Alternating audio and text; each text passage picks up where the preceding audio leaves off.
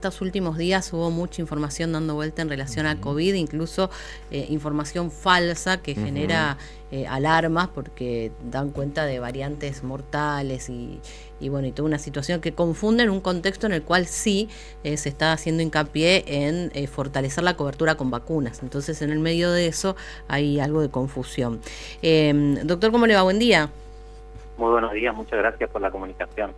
Bueno, es como que volvió a ser tema el COVID, ¿no? Lo teníamos bastante apartado, al menos de lo que era la agenda diaria de noticias, y otra vez, bueno, tenemos información, tenemos algún tipo de parte que nuevamente se vuelve a publicar de cantidad de enfermos.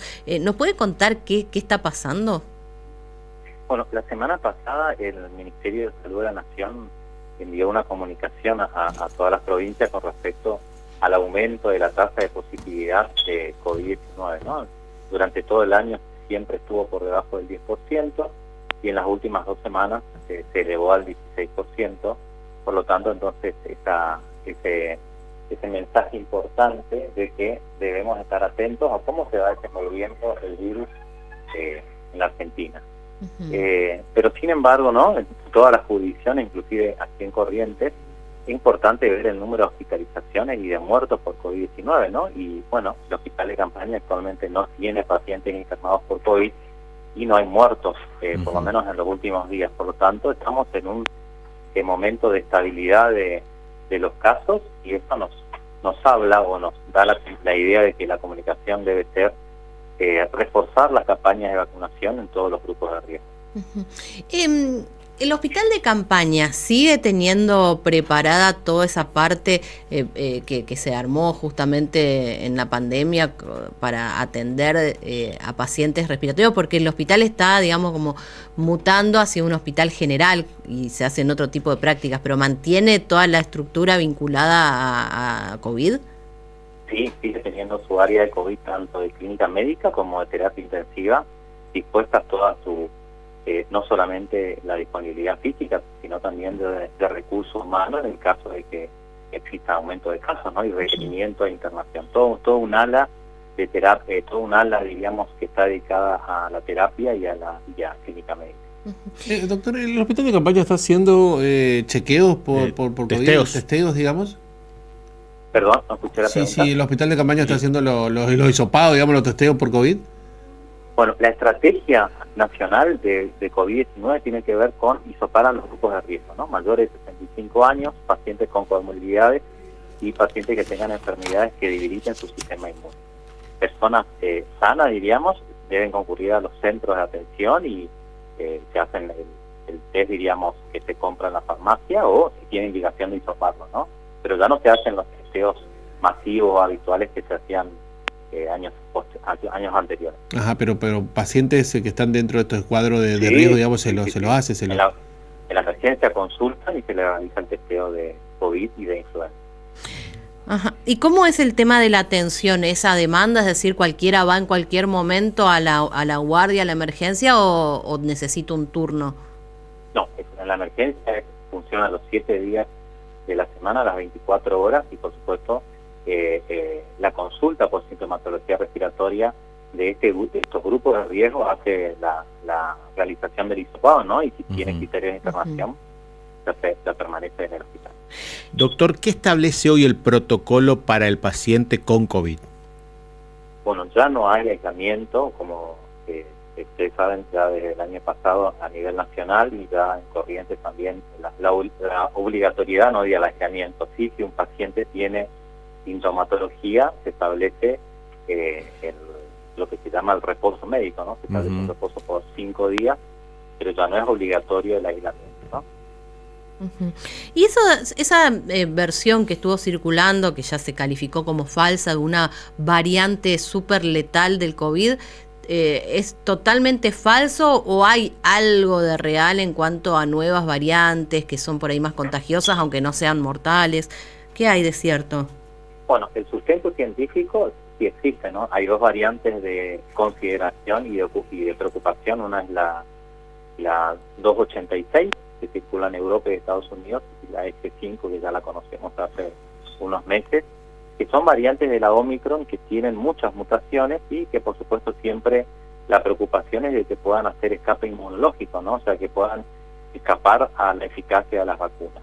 Por ahora, los datos que uno va leyendo a nivel de los distintos datos de la OMS y de otras instituciones, las vacunas siguen siendo efectivas, siguen evitando la hospitalización y muerte, pero por supuesto son datos que uno siempre tiene que ir monitoreando, ¿no? Y bueno, entonces en base a estas informaciones se establecen estas fake news, ¿no? Pero el Ministerio de Salud de la Nación este lunes, ¿no?, emitió un comunicado, hay un link donde uno puede consultar y ver los datos epidemiológicos actuales de Argentina y ver que esos datos no son reales, ¿no?, de esa cadena de WhatsApp que ha circulado la semana pasada.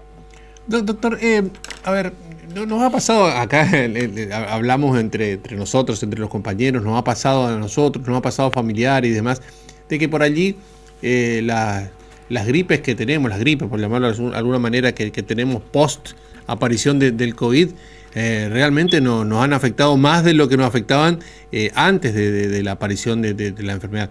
Esto es una suposición nuestra porque antes no le prestamos tanta atención como ahora, o realmente hay ahora algunas afecciones que son más fuertes de la que habían antes de la aparición de esta enfermedad. Yo creo que con el COVID, tanto el sistema de salud como la población hemos aprendido, ¿no?, a consultar, se estudian más los casos, y eso hace que uno haga más diagnóstico de otros virus respiratorios que antes desconocíamos en la población adulta, ¿no? Por ejemplo, el sincicial respiratorio, que afecta a los niños en población pediátrica y provoca bronquiolitis.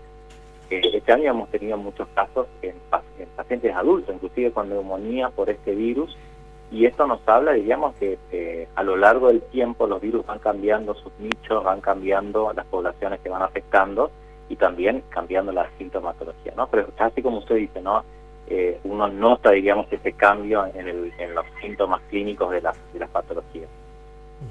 Doctor, una de las cuestiones que hoy se vuelve a repetir es el control, el seguimiento de las personas que se han vacunado.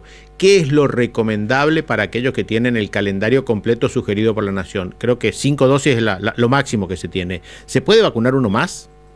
Bueno, la recomendación es: grupos de riesgo y personal de la salud deben darse una dosis si ya han pasado 6 meses de su refuerzo. Perdón, ¿6 meses? 6 meses de su última dosis. Ajá. Deben aplicarse una dosis, ya sea la 6ª dosis, o si se quedaron, no se aplicaron los refuerzos correspondientes, actualizarlos. La población sana, sin comorbilidades, es un refuerzo anual, o sea, deben esperar 1 año de la última dosis. Doctor, muchísimas gracias, muy amable ha sido. No, por favor, a ustedes la comunicación.